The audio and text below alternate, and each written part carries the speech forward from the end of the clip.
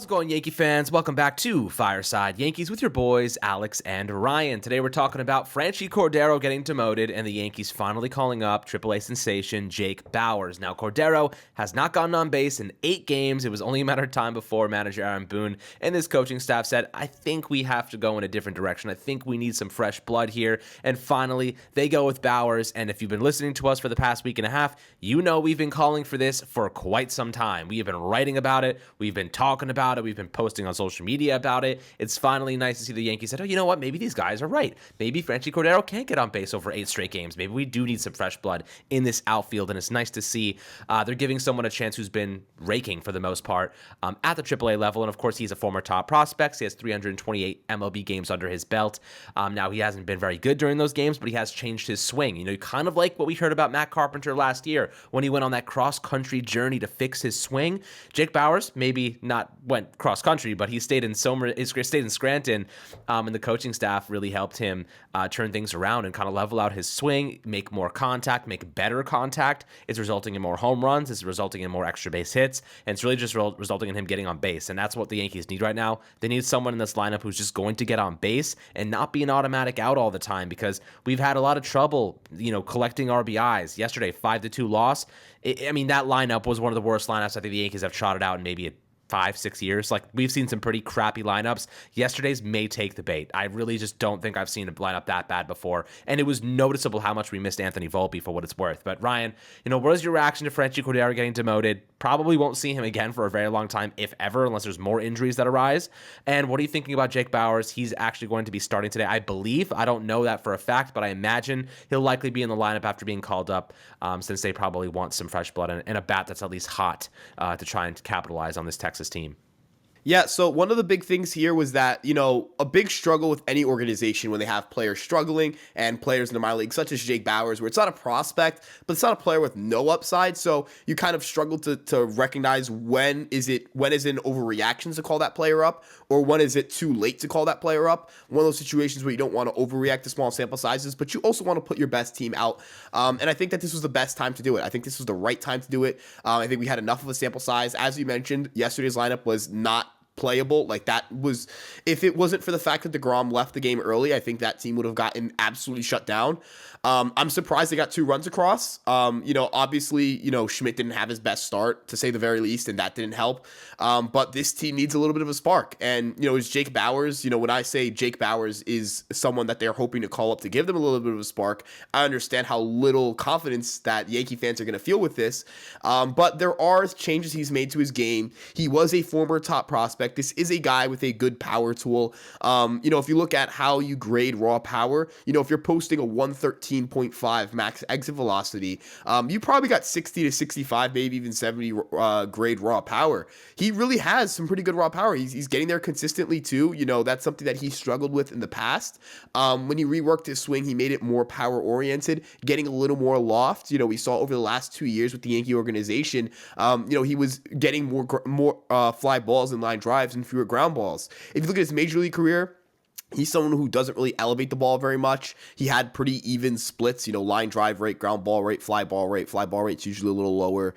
But this year, it's the opposite. He only has a 23.1% ground ball rate. He's pulling the ball over 40% of the time. It's leading to more in-game power. His 9 home runs this year were more than he had all of last year at the minor league level. Even if you want to look at, any year he's had at AAA, his career best at AAA was 13 home runs in 132 games. This doesn't feel like a hot streak. It feels like tangible change. If you look at the years that the Yankees have had guys come out of the minors out of nowhere who were, former prospects who were trying to rework their swing or rework their game, the 2 guys you think of are Luke Voit and Gio Urshela. Both those guys are 27 when they joined the Yankee organization. Both those guys were called up and spent some time in AAA before being called up for the Yankees to supplement for injuries. And both those guys had relatively low expectations and were able to overperform them.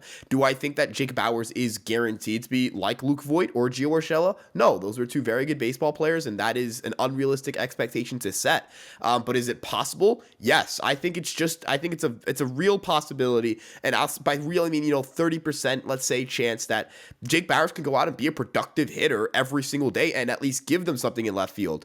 I've talked about this in the offseason. The Yankees left field situation is atrocious. They have not had a quality starting left fielder over the course of a full season, really since Brett Gardner, right? Brett Gardner's really the last quality everyday left fielder they've had. Not even his last year with the Yankees. You got to look more at like 2020 or 2019.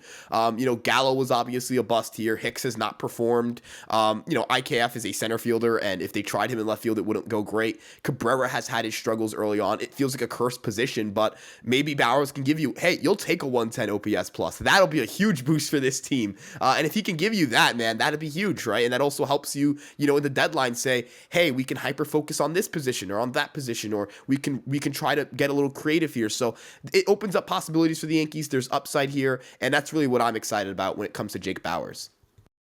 Yeah, I mean, look, like I said, we kind of just needed a different player to be performing on a daily basis, and at least Bowers is hot right now, right?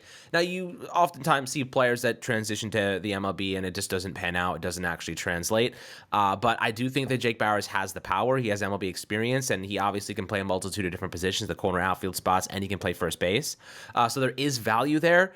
The question is it enough? And the answer is absolutely not. The Yankees don't have the talent right now to compete with some of the better teams, given the fact that most of their roster is on the IL. I mean, if you consider Aaron Judge on the IL, like even if it's a short stint, that's, if you actually look at all the money that's on the on the injured list right now, add the $360 million not even 360. Let's say it's like $35-40 million to Aaron Judge on a yearly basis.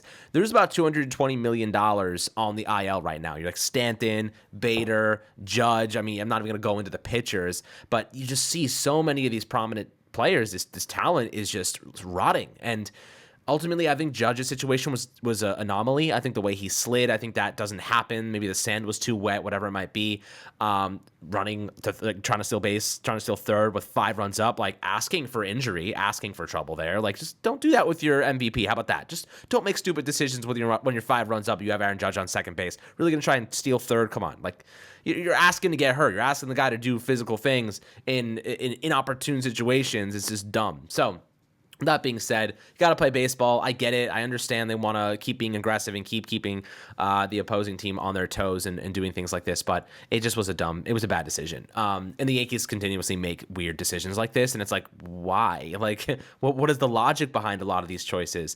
But at the end of the day, you look at the outfield right now, Oswaldo Cabrera, Aaron Hicks. I mean, Franchy's gone now, thank freaking God.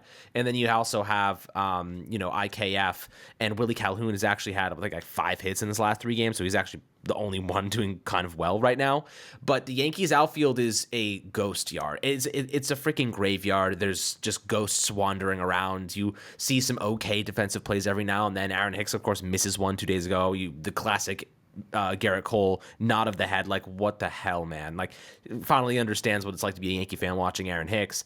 But currently, this team needs support. Sam and I talked about Cody Bellinger yesterday as a potential option. Ryan, I'll let you give your 2 cents there. I know we're kind of just discussing Jake Bowers. You've talked about him extensively, so if you're watching this episode now, you probably already know everything you need to know about him based on our previous episodes. But, we talked about Cody Bellinger yesterday and the potential behind what a prospective trade may look like, what the value would be for the Yankees there.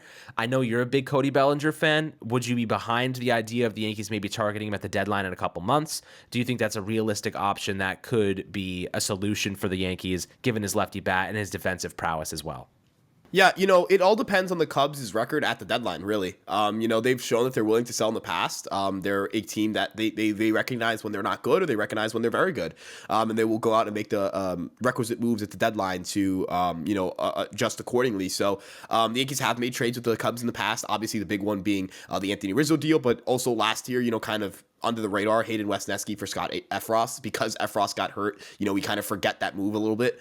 But the Yankees have had an extensive trade history with the Cubs. I don't think that relationship is, it's not like a situation where we're asking to trade for a player from the Houston Astros or the Boston Red Sox, right? Or even the Baltimore Orioles, right? Not a team in the division, not a team that you've played in the postseason in the past. But Bellinger is one of those guys where you want to see a little bit of a larger sample size because he struggled just so bad for those 2 years in 2021 and 2022. But he looks revamped. He looks better than ever. And a big thing here that matters is the ability to play a quality center field. I love Harrison Bader. I think Harrison Bader's an excellent baseball player. But Harrison Bader is injury prone, right?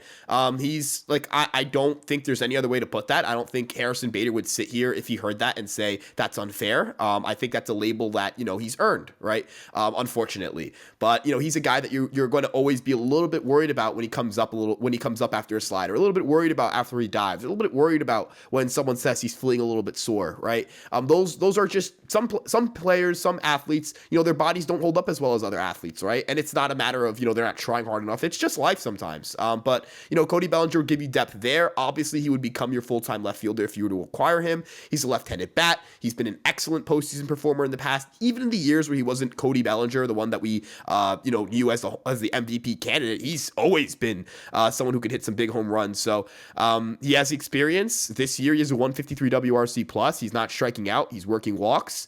If you hit him, I think fifth, ideally, I think Rizzo's still the better power hitter, so you'd hit him third. But if you have Cody Bellinger hitting fifth or sixth on this team, I mean, that lineup just gets that much deeper, right? And again, I talked about this with, a little bit earlier. Jake Bauers being a contributor would open up a lot, right? Because now you would try to figure out ways to get him in the lineup, right? And, again, when guys go down, when guys are struggling, whenever that happens, you can throw Jake Bauers in, right? This bench is terrible, right? So when someone is not playing well, or when someone gets hurt, like Aaron Judge getting banged up, or when you want an off day for Volpe, this team has a very bad bench. This bench is terrible. IKF does not hit. Aaron Hicks, I don't have to say anything. Franchy Cordero, not saying Clark Schmidt pitched well yesterday, but that is a catchable fly ball. He looked like me out there. I get turned around like that playing high school baseball last year, right? Like that's what it looked like out there. That wasn't great.